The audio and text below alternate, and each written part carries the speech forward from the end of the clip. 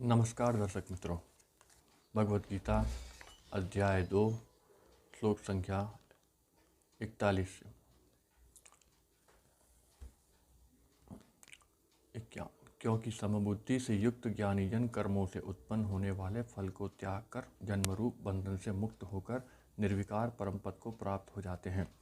जिस काल में तेरी बुद्धि मोहरूप दलदल को भलीभांति पार कर जाएगी, उस समय तू सुने हुए और सुनने में आने वाले इस लोक और परलोक संबंधी सभी भोगों से वैराग्य को प्राप्त हो जाएगा। भांति भांति के वचनों को सुनने से विचलित हुई तेरी बुद्धि जब परमात्मा में अचल और स्थिर ठहर जाएगी, तब तू योग को प्राप्त हो जाएगा, अर्थात तेरा परमात्मा से नित्य संयोग हो जाएगा। अर्जुन बोले, हे केशव, समाधि में स्थित परमात्मा को प्राप्त हुए स्थिर बुद्धि पुरुष का क्या लक्षण है? वह स्थिर बुद्धि पुरुष कैसे बोलता है, कैसे बैठता है और कैसे चलता है? श्री भगवान बोले, हे अर्जुन, जिस काल में यह पुरुष मन में स्थित संपूर्ण कामनाओं को भलीभांति त्याग देता है और आत्मा से आत्मा में ही संतुष्ट रहता है, उस काल में वह स्थित प्रज्ञ कहा जाता है।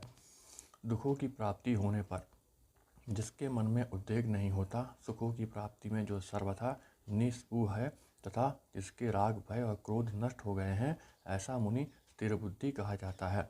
जो पुरुष सर्वत्र स्नेह रहित हुआ उस शुभ या अशुभ वस्तु को प्राप्त होकर न प्रसन्न होता है और न द्वेष करता है, उसकी बुद्धि स्थिर है। और कछु व सब ओर से अपने अंगों को जैसे समेट लेता है, वैसे ही जब यह पुरुष इंद्रियों के विषयों से इंद्रियों को सब प्रकार से हटा लेता है, तब उसकी बुद्धि स्थिर है, ऐसा समझना चाहिए। इंद्रियों के द्वारा विषयों को ग्रहण न करने वाले पुरुष के भी केवल विषय तो निवृत्त हो जाते हैं, परंतु उनमें रहने वाली आसक्ति निवृत्त नहीं होती। स्थित प्रज्ञ पुरुष की तो आसक्ति भी परमात्मा का साक्षात्कार करके निवृत्त हो जाती है। हे अर्जुन, आसक्ति का नाश न होने के कारण ये प्रथम स्वभाव वाली इंद्रियां यत्न करते हुए बुद्धिमान पुरुष के मन को भी बलात् हर लेती है। इसलिए साधक को चाहिए कि वह उन संपूर्ण इंद्रियों को वश में करके समाहित चित्त हुआ मेरे परायण होकर ध्यान में बैठे, क्योंकि जिस पुरुष की इंद्रिया वश में होती है उसी की बुद्धि स्थिर हो जाती है। विषयों का चिंतन करने वाले पुरुष की उन विषयों में आसक्ति हो जाती है। आसक्ति से उन विषयों की कामना उत्पन्न होती है और कामना में विघ्न पड़ने से क्रोध उत्पन्न होता है। क्रोध से अत्यंत मूढ़ भाव उत्पन्न हो जाता है। मूढ़ भाव से स्मृति में भ्रम हो जाता है। स्मृति में भ्रम हो जाने से बुद्धि अर्थात ज्ञान शक्ति का नाश हो जाता है और बुद्धि का नाश हो जाने से यह पुरुष अपनी स्थिति से गिर जाता है। परंतु अपने अधीन किए हुए अंतःकरण वाला साधक अपने वश में की हुई राग द्वेष से रहित इंद्रियों द्वारा विषयों में विचरण करता हुआ अंतःकरण की प्रसन्नता को प्राप्त होता है। अंतःकरण की प्रसन्नता होने पर इसके संपूर्ण दुखों का अभाव हो जाता है और उस प्रसन्न चित्त वाले कर्मयोगी की बुद्धि शीघ्र ही सब ओर से हटकर एक परमात्मा में ही भलीभांति स्थिर हो जाती है। न जीते हुए मन को और इंद्रियों वाले पुरुष में निश्चयात्मिका बुद्धि नहीं होती और उस अयुक्त मनुष्य के अंतःकरण में भावना भी नहीं होती तथा भावनाहीन मनुष्य को शांति नहीं मिलती और शांत रहित मनुष्य को सुख कैसे मिल सकता है? क्योंकि जैसे जल में चलने वाली नाव को वायु हर लेती है, वैसे ही विषयों में विचरती हुई इंद्रियों में से मन जिस इंद्रिय के साथ रहता है, वह एक ही इंद्रिय इस अयुक्त पुरुष की बुद्धि को हर लेती है।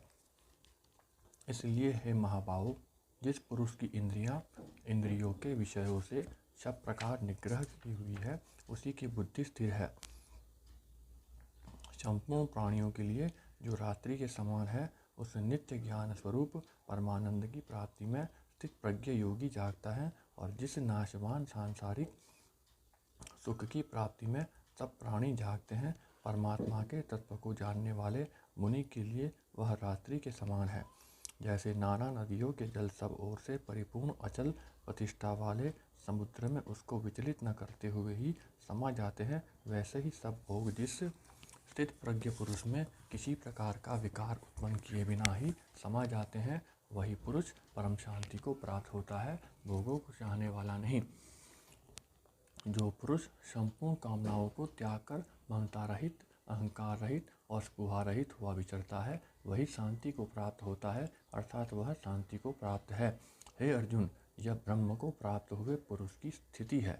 इसको प्राप्त होकर योगी कभी मोहित नहीं होता और अंतकाल में भी इस ब्राह्मी स्थिति में स्थित होकर ब्रह्मानंद को प्राप्त हो जाते हैं। ओम तत्सदिति श्रीमद्भगवद्गीता सुपनिषत्सु ब्रह्म विद्या योगम शास्त्रे श्री कृष्णार्जुन संवादे सांख्यम योगो नाम द्वितीय अध्याय 2 समाप्त हुआ। आशा करता हूँ मेरा ये छोटा प्रयास सराहनीय होगा आपके लिए। आप सभी से अनुरोध है, इसे शेयर करें, लाइक करें और इस चैनल को सब्सक्राइब करें।